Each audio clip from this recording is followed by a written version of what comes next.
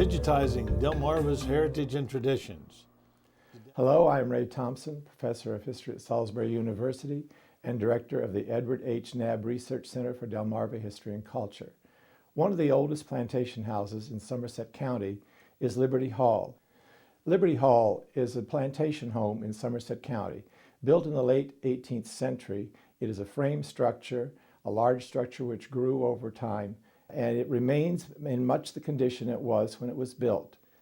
Mrs. Rose Brouse and her sister, Mrs. Joan Wilson, are among the people who have interesting stories to record about Liberty Hall. I'd like to welcome Mrs. Brouse and Mrs. Wilson to Digitizing Delmarva's History and Traditions.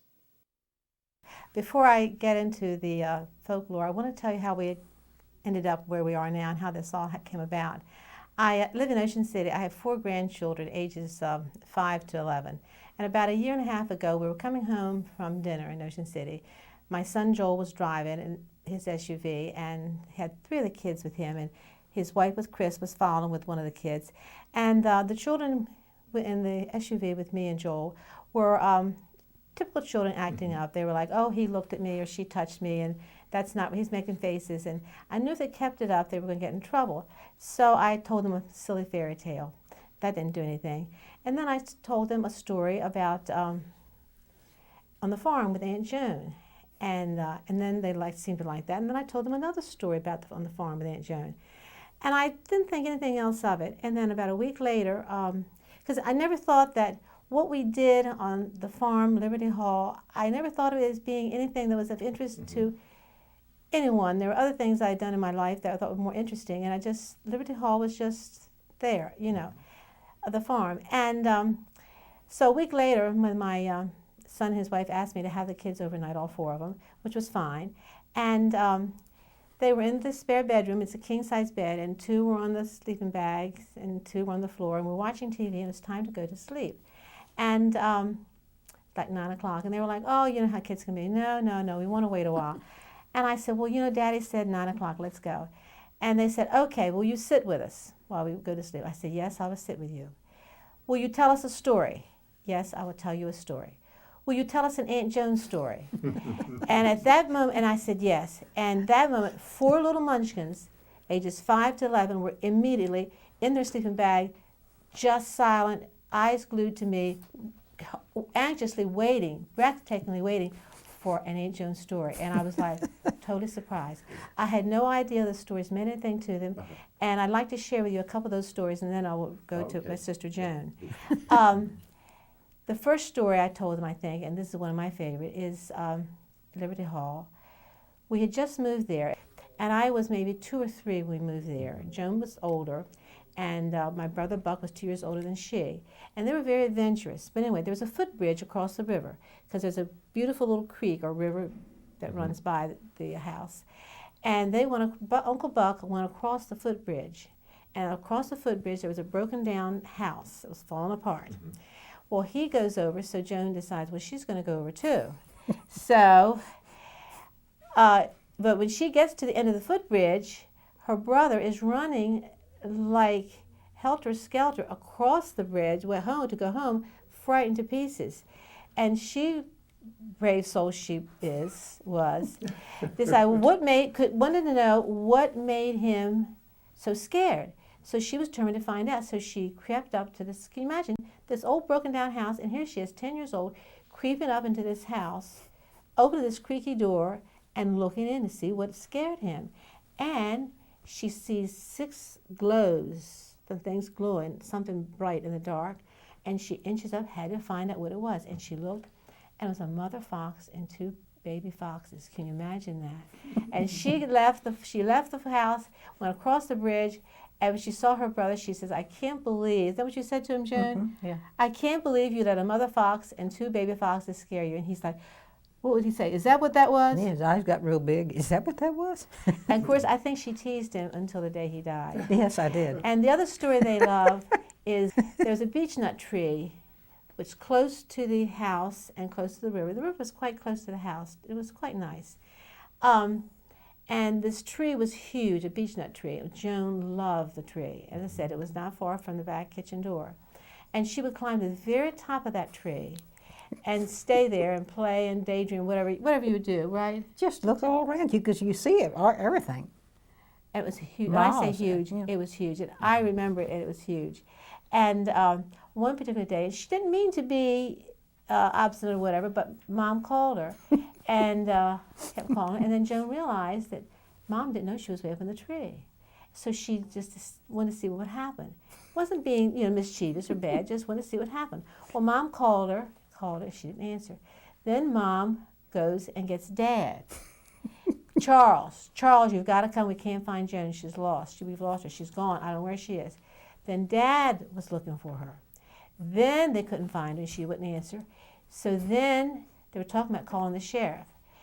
And as I would tell my grandchildren, I said, not call them guys. I said, now guys, now what do you think? Here she is in the tree. And when they realize that she's in that tree, they will know that she has heard them all this time, and she is in deep trouble. Now, what do you think she's going to do? And they're like, oh, what does she do? She sneaks down from the tree when no one's looking, and I think you go into the woods, goes into the woods, and what do you do in the woods? Roll around in the shats and the leaves so I'd have evidence. And came back? Yeah. I told them I had fallen asleep out in the woods. She came back yawning, oh, I was asleep, and Mom just looked and said, patted her head, that's okay, child, that's okay. I don't know whether Mother ever knew to this day what she had done. She what didn't. She had done. No.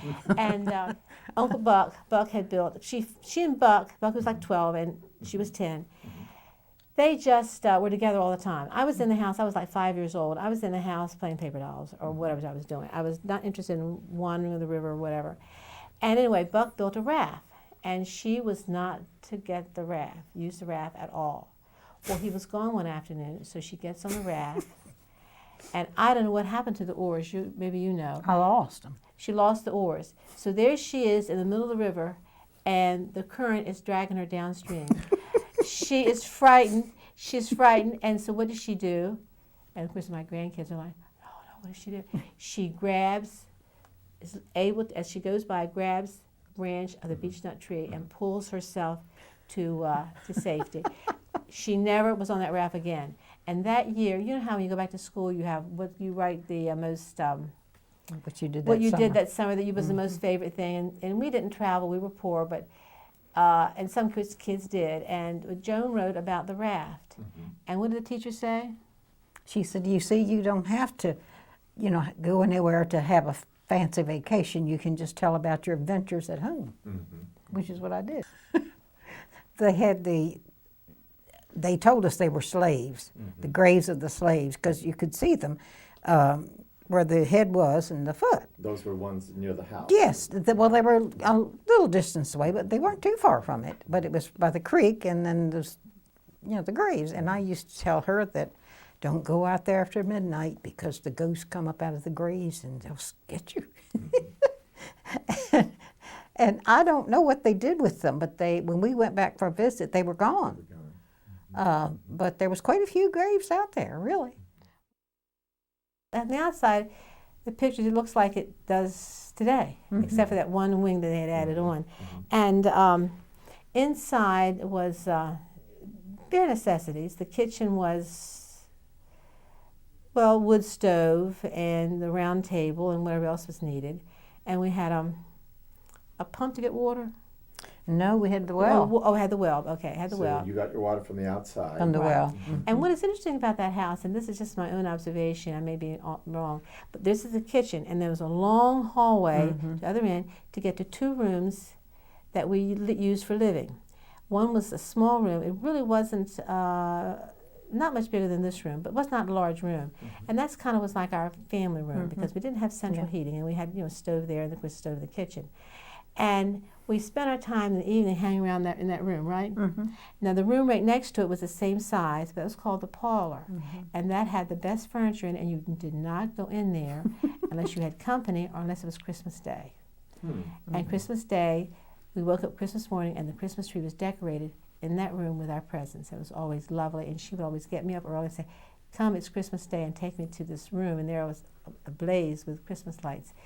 And so those two rooms were part of our lives, and the kitchen. Interesting enough, when you went on that hallway, when you got to the end, you go straight was the room we call now our family room. But right next to that, to the right, was this huge room, which was the old ballroom. And we never used that room. And I always thought it was interesting, this huge room that we never used. Of course, you'd have to heat it. It was so huge.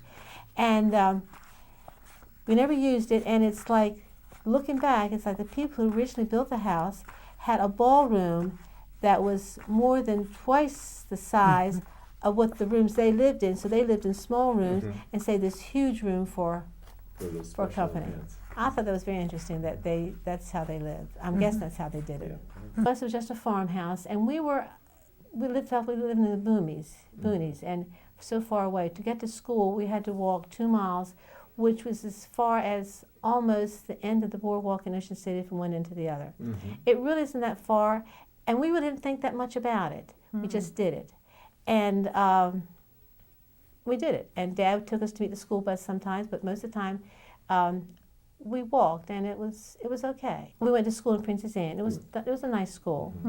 It was nice, and we all did pretty well.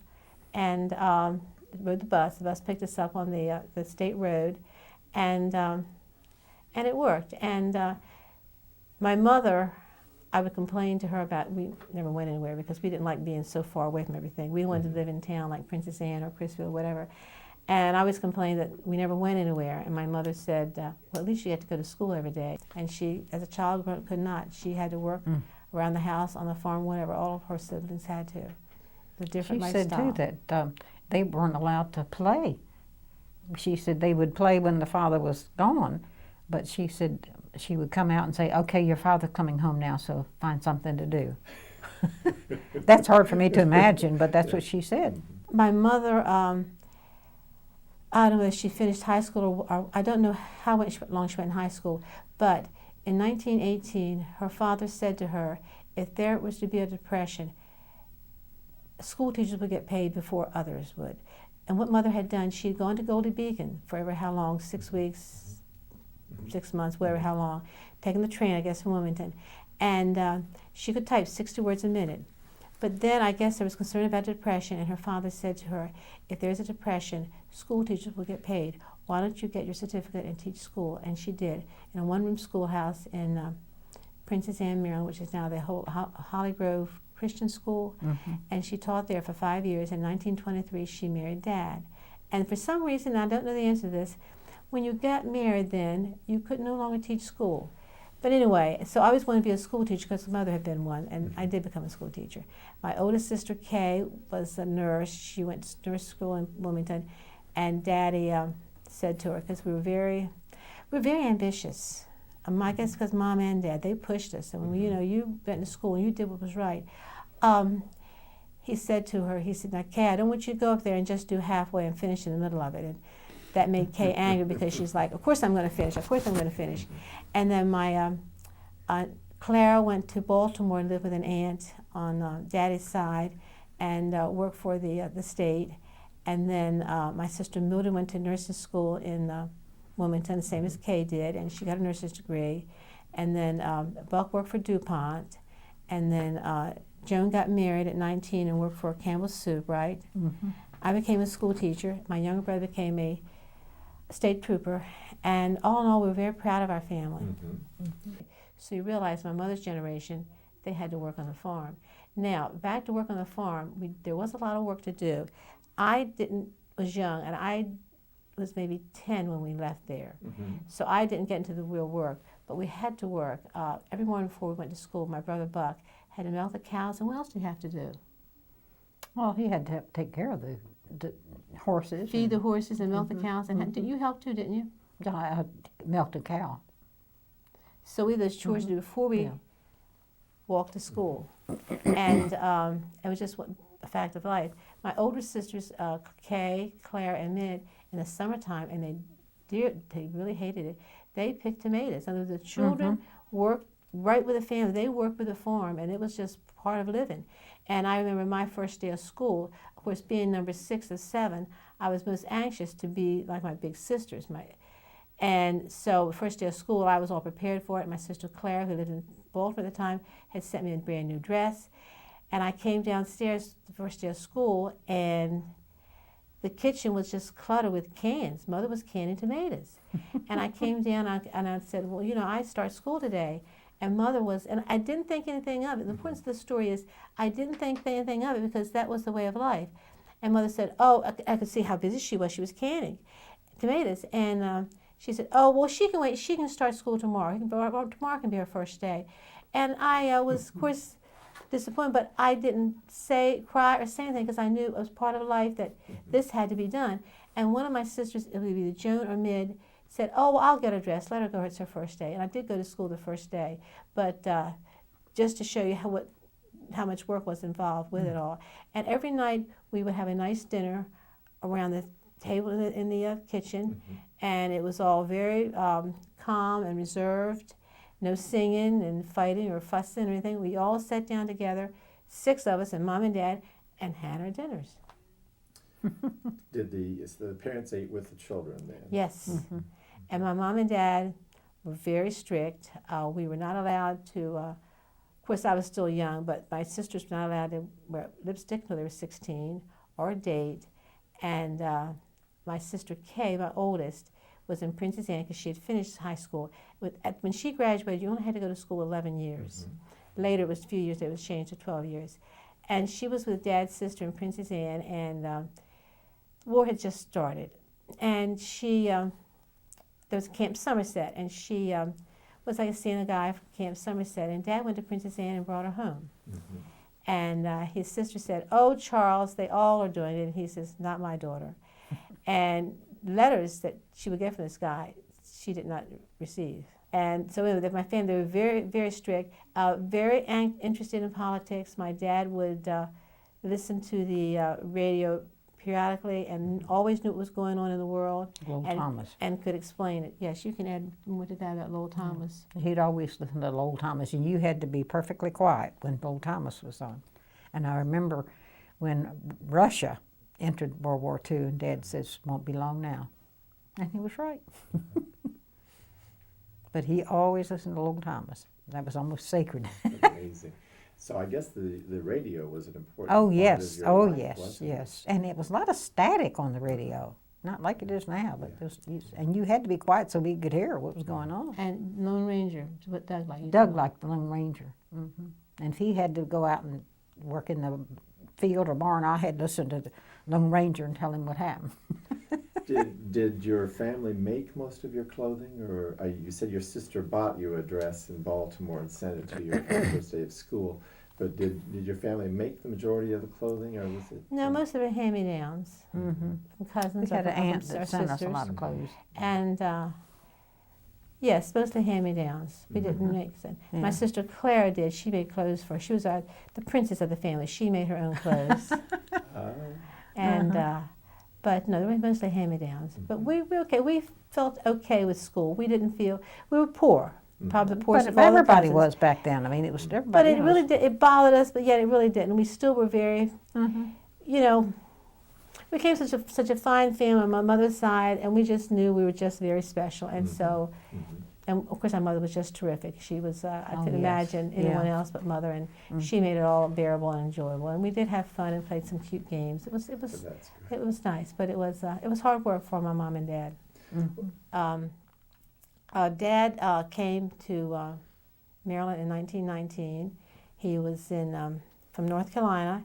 His father was leaving North Carolina and relocating to another place because he said, because we grew up because of education. It was bootlegging. So I had to leave. So he left North Carolina for bootlegging. Right, and took the train across the Cape May Lewis, no, not the Cape May Lewis, the Cape Charles, took the ferry across that with a train, and ended in Kingston, Maryland. It's a big, I understand, it's a big, beautiful house, huge and very nice.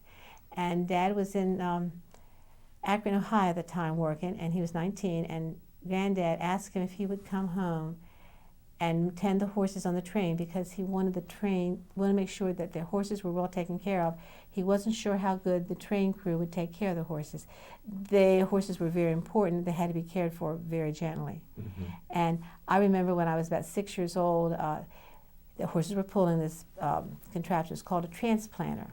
and Daddy grew lots of strawberries, acres and acres of strawberries.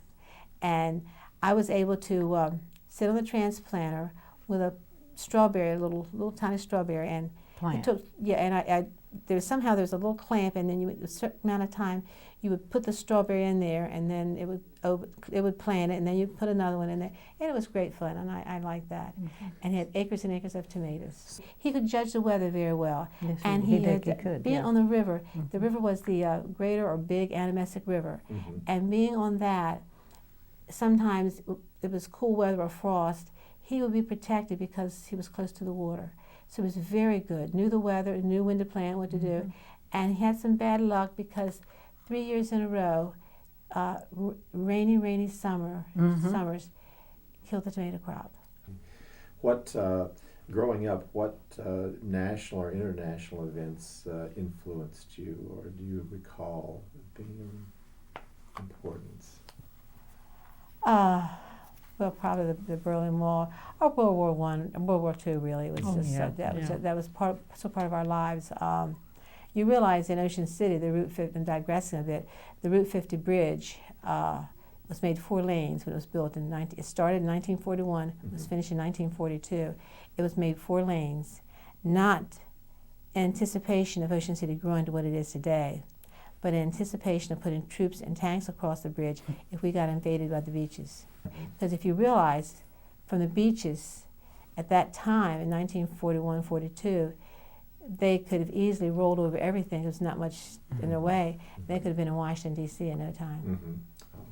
So World War II was very fascinating to me. And then to be in Germany 17 years after the war was over, and particularly to be in West Berlin, was most fascinating. Okay. Were there any special ways you recognized that the war was going on, or did life pretty much continue? There was a lot of planes that flew over Liberty Hall, and my older brother, I don't know, but I guess it was true. He would tell me what kind they were, and the only one I ever remember recognizing was the B-49. And I think that's what the Enola Gay was, wasn't it? The one that dropped the atom bomb on. I don't remember. I think that was a B-49. But we do remember you remember the car lights, headlights. Oh, they had to paint the lights on your vehicle. The tops of them had to be painted black. And even because we were so close. Dad said it was because we were so close to Washington. And now I don't know it all the time, but I do remember a couple of times we blacked out our windows. I just remember everything was rationed during World War II, and I remember all the coupons. You had coupon books for all the children. And I remember one time Dad was going to the store to get something. Mother was giving him the coupons, and the colored lady that was working with Mother said, "Well, Charles," or Mr. Lewis, I guess she called him, "I need some sugar too." So she pulled out this coupon book to give Dad the coupons, and my mother snatched it out of her hand. "That is my Charles book. You see, that says Rose May Lewis." And she had taken it. So she didn't get it back. Mother kept it.